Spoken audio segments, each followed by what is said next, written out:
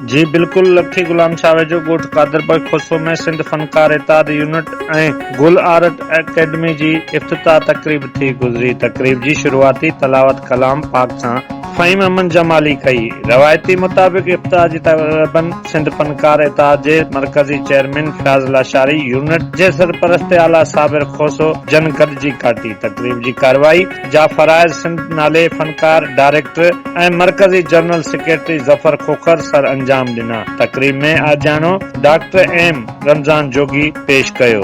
आयल महिमाननि ते फयाज़ लाशारी हाजिया कई। ज़फर खोखर, उस्ताद गुलज़ार एस हकड़ो, अली गुल जान जोखियो, इमदाद अली सुमरो, बरकत शुजरा, मुनीर शेख, असरान ज़फर ऐं अज़ीज़ रहमान जतोई खे गुलनि जा हार पराया विया। तकरीब में मरहूम उस्ताद गुल मोहम्मद गुल लाशारी ऐं मरहूम मीर ज़ाकिर हुसैन खोसो खे भेटा पेश कई वई। पोइ चूंडियल नई बाडी जो ऐलान पिण कयो वियो।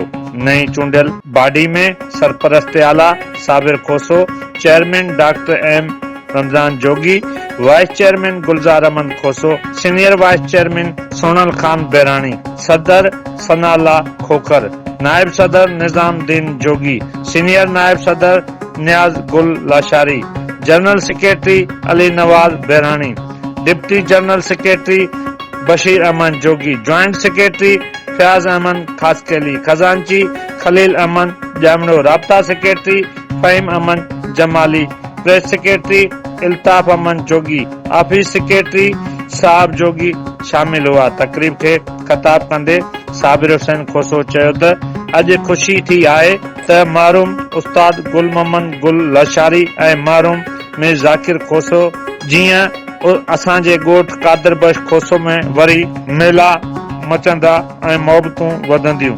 नौजवान तबिको फन में लुत्फ़ सां गॾिजी तबाही वारी मुआशरे खां बचंदो। मरकज़ी चेयरमैन फयाज़ लाशारी सिंध फनकार इताद जो मंशूर ममन मक़सद पेश कयो वियो जेको इंसान ज़ात जे भलाई ख़िदमत तफ़रीह मुस्तक़बिल हो। आख़िर में सभिनी चूंडियल उहिदेदारनि खे गुलनि जा हार पाराए मुबारकूं ॾिनियूं वयूं। तकरीब में इलाइक़े वासियुनि भरपूर शिरकत कई। चूंडियल उहिदेदारनि खे मुबारक